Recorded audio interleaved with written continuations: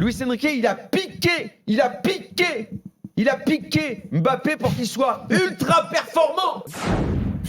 Oh, c'est vieux ça. Ouais. Alors là, on est plus sur. Tu voulais parler de la liaison Guardiola-Cherki. Effectivement, il y a un point commun, c'est la liaison entre joueur et entraîneur. Alors ouais, j'imagine que vous avez remarqué que ça fait quand même 2 matchs de suite que Guardiola fait un petit commentaire un peu particulier à l'attention de Ryan Cherki, qui en 2 matchs, enfin les 2 matchs dont je parle, Cherki s'est illustré par un geste dont tout le monde a parlé, là, le fameux football de Kevin Diaz. Et hier, dans une compétition de moindre importance, la Carabao Cup, la Coupe de la Ligue, Cherki a mis un but, très beau but. Et derrière, pareil, conférence de presse. Alors la première fois, Guardiola, on n'avait pas tous compris si c'était ironique, pas ironique, ce qu'il avait dit sur le coup du foulard de Cherki. On a fini par comprendre que c'est quand même quelque part pour dire que c'était très bien, mais que la simplicité, c'était également très bien. Et hier, Il a commencé d'ailleurs par dire qu'il avait mis un but exceptionnel et que c'est un joueur fantastique. Hein. Ouais. Effectivement, au début quand même. Et hier, pareil, c'est un but fantastique, c'est génial et tout, mais... Donc c'est toujours un grand oui, et puis suivi d'un mais. Et donc ça m'a un petit peu interpellé et je me suis demandé mais qu'est-ce que j'ai envie de penser de ça quoi. À la fois ça me plaît parce que ça atteste de toute façon de ce qu'est leur relation. C'est une relation qui est, pour ceux qui savent ce qu'il en est, et je sais ce qu'il en est, c'est une relation formidable où Guardiola adore le joueur et il a vraiment envie de le faire progresser. Donc ça c'est extrêmement positif. Et rappelons quand même que sur le match d'hier, et c'est pour ça qu'il l'a dit, ceux qui n'ont vu, et je pense que c'est notre cas, et j'avoue que je ne le savais pas, moi j'ai vu le but, mais je n'ai pas vu le match. On était ailleurs, on n'a pas vu. Et Ryan Cherki a été mauvais. C'est la réalité. Lui-même le dit, il n'y a pas de débat là-dessus, Guardiola l'a dit, le joueur le reconnaît, il n'a pas été bon. Et c'est ça le truc, c'est que on est typiquement dans le fameux football du highlight où tu mets un super but et derrière t'es pas bon. Et que Guardiola veuille l'accompagner et ne lui lâche pas la grappe du tout, je trouve que c'est extrêmement positif et assurément, je le répète, il l'aime beaucoup. Et en même temps, je me dis putain quand même quoi. Punaise. Ça veut dire que alors c'est vrai qu'il est jeune, Cherki, mais il faut être là tout le temps derrière lui, il faut l'aider à progresser, il faut le motiver sur tous les matchs, parce qu'il découvre un autre monde. Alors je le précise pour si jamais c'est pas clair ce que je dis, mais c'est 0% négatif sur Cherki, qui est vraiment en train de montrer tout ce que j'attendais de lui et qui répond à ma fameuse phrase, on a envie de t'aimer Ryan, fais tout pour qu'on t'aime, et vraiment il est sur ce chemin-là, quoi. Mais je trouve qu'on est quand même dans un football aujourd'hui où il y a tellement de matchs, il y a tellement de compétitions que, en gros, tu sais plus quoi faire pour motiver les joueurs. Et est-ce que c'est grave ou pas de rater un match ? Alors, il a mis un super but, derrière, il est mauvais. L'entraîneur fait quand même une remarque, comme pour le maintenir toujours à flot. Il faut toujours que tu sois motivé, il ne faut pas que tu passes à côté. Là, en plus, il manquait des joueurs à City, donc il n'a pas pu le faire tourner. Et ce côté sans arrêt de rester dans la motivation des joueurs, de sans arrêt être sur leur dos, je ne sais pas si ça contrebalance un petit peu le côté j'aime bien qu'il soit toujours à faire un petit commentaire sur lui et finalement à faire comme un petit personnage à part de l'équipe, quoi. Donc je balançais un petit peu entre les deux, mais au final je trouve que c'est quand même extrêmement positif ce qui est en train de se passer pour lui. Le fait d'avoir un entraîneur comme Guardiola qui est sur son dos, mais sur son dos de façon positive pour le maintenir et l'emmener au sommet. Moi, j'ai dit récemment dans l'after, je ne sais pas si ça arrivera, parce qu'il y a beaucoup de joueurs offensifs en équipe de France, mais j'aimerais que ce gars-là devienne titulaire en bleu, parce qu'on a besoin d'un joueur créatif devant.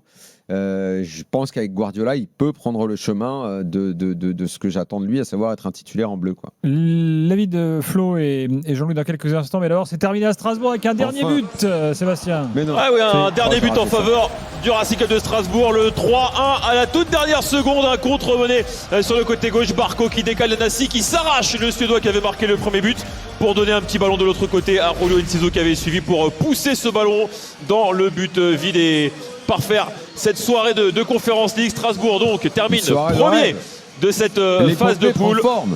et se rassurent un petit peu avec 3 buts. Ça faisait longtemps que ça leur était pas arrivé, ça fait du bien. Donc Nancy la 11e, Godot N6 en deuxième mi-temps, Gudlaugsson avait égalisé lors de la première mi-temps. Voilà une soirée qui se termine plutôt bien pour les Strasbourgeois qui vont pouvoir attendre maintenant la deuxième phase. Ce sera au mois de mars pour les Strasbourgeois. Sébastien, Strasbourg premier de Conference League après la phase de poule. Je pense que nous pouvons dire que nous sommes l'honneur de la France. Donc maintenant, c'est quoi? C'est direct les 8e, là? C'est quoi l'histoire? Direct 8e, ouais. Direct 8e. Et assurance de recevoir à chaque match retour. Jusqu'à la mon finale. Dieu, Jusqu'à la mon finale. Dieu. Bah là, franchement, si vous Jusqu'à la la demi, gagnez quoi. pas, si vous la Et la gagnez finale pas à cette Leipzig, année. elle sera aussi à domicile de toute façon. Donc voilà. Oh mon Dieu. À Leipzig en plus. À Leipzig, c'est pour vous. Là. Voilà, c'est une autoroute jusqu'à la finale. Bah, normalement, oui. Attendez, on peut pas espérons. dire que Leipzig c'est la maison, excusez-moi. On va prendre un Bah, c'est- avertissement comme Emega a pris là. non Road to Alors, c'est Leipzig. 4 heures de route. C'est 4 heures de ouais, route et je bon, peux vous ouais. dire qu'on va remplir le stade. Enfin, Voilà. si on y va. Mais Voilà. c'est ça que je veux dire. Ah d'accord, j'ai compris. Mais oui. Au Et ça mois va de quand même. décembre, les mecs, ils sont en chaleur totale. Ils réservent les places pour la finale. C'est ça le football, Bah oui. Daniel. Mais si Ok, tu réserves mais- maintenant, c'est pas cher et tu peux toujours annuler une semaine avant. Puis Leipzig au mois de juin, c'est bien mieux vu, qu'au ça. mois de décembre. Eh ouais, faut être malin. C'est au mois de mai. C'est au mois de mai. Salut Sébastien, bonne soirée. Dis donc, Allez, quand bonne même, soirée, hein. messieurs. Restons calmes.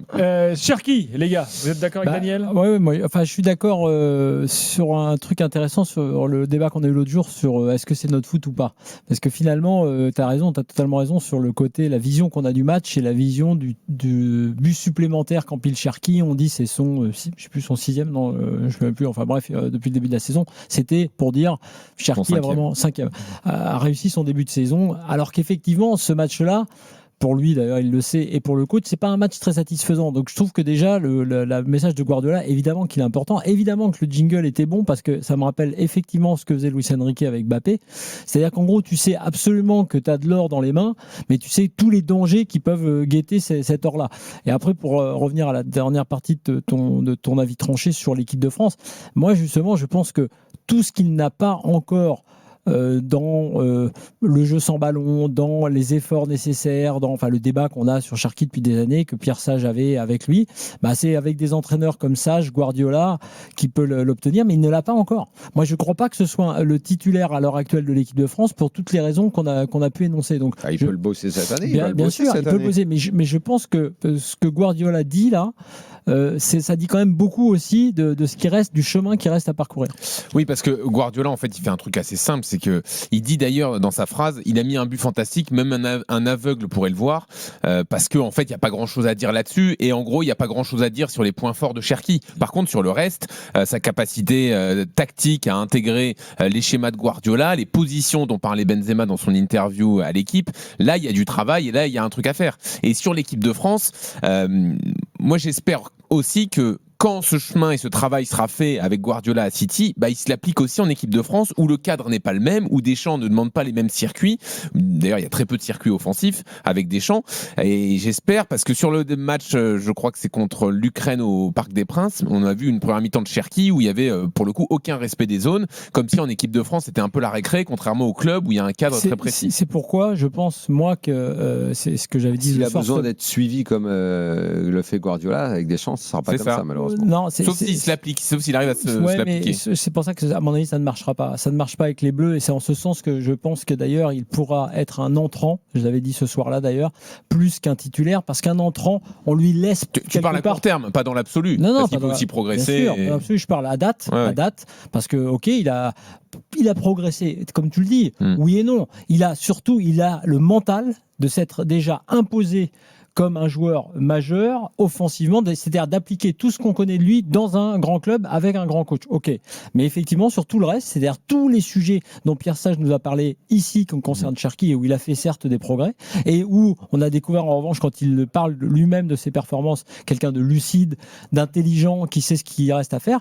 Je suis pas certain que ça fonctionne en équipe de France. Je suis même certain de l'inverse, et je suis certain aussi du fait que Deschamps le préférera en entrant, pour là, justement, dire maintenant les gars, faites la diff un peu tout seul, comme dans le relationnisme dont on parlait l'autre jour. Mais voilà, mais c'est mon avis à date. Moi, j'entends que sous Deschamps, ça risque d'être comme tu dis. Néanmoins, j'aimerais quand même qu'un jour, ce type de joueur puisse devenir meneur de jeu en bleu, qu'on ait enfin un jour un joueur comme ça en équipe de France pour mener le jeu. Je sais que c'est plus tellement à la mode meneur de jeu, je sais qu'on a totalement oublié ce concept en équipe de France depuis des années, Mais, Là, quand même, Deschamps installe justement un meneur de jeu avec Olysée. Olysée, c'est depuis pas un quelques meneur mois. de jeu. C'est un Bon, très après, bon il met un joueur. milieu C'est tout ce que offensif tu derrière veux. l'attaquant, C'est quand même. tout ce que tu veux. Tu mais sous-entends c'est pas- qu'avec Zidane, Cherki sera le 10 des Bleus. Sauf qu'Olysée, tu vois, l'espère. Olysée, c'est un très bon exemple. J'aimerais que Olysée, ça change. Ouais. Olysée, de part d'ailleurs, c'est les différents postes qu'il peut occuper, mais même quand il est derrière l'attaquant, dans les courses et dans le replacement et dans le travail défensif, entre guillemets, il a déjà, lui, pas la même chose, effectué oui, c'est vrai. ce trajet-là, ce chemin-là. Donc, c'est pour ça que je disais, on est en décembre, la Coupe du Monde, elle est en juin, c'est pas non plus un gap énorme, et Olysée, On est d'accord qu'il est dans le groupe quand même. Ah, bien Cherki. sûr, il est dans le groupe, je te l'ai dit, pour moi, c'est évident qu'il est dans le groupe. Dans la tête de Deschamps, je te dis pas Allez, que stop. c'est le mieux. Mais c'est vrai que c'est un entrant. en entrant sur la fin, c'est un mec qui peut tout te faire. Et ça, Oussama. mais bien sûr. Tout te faire.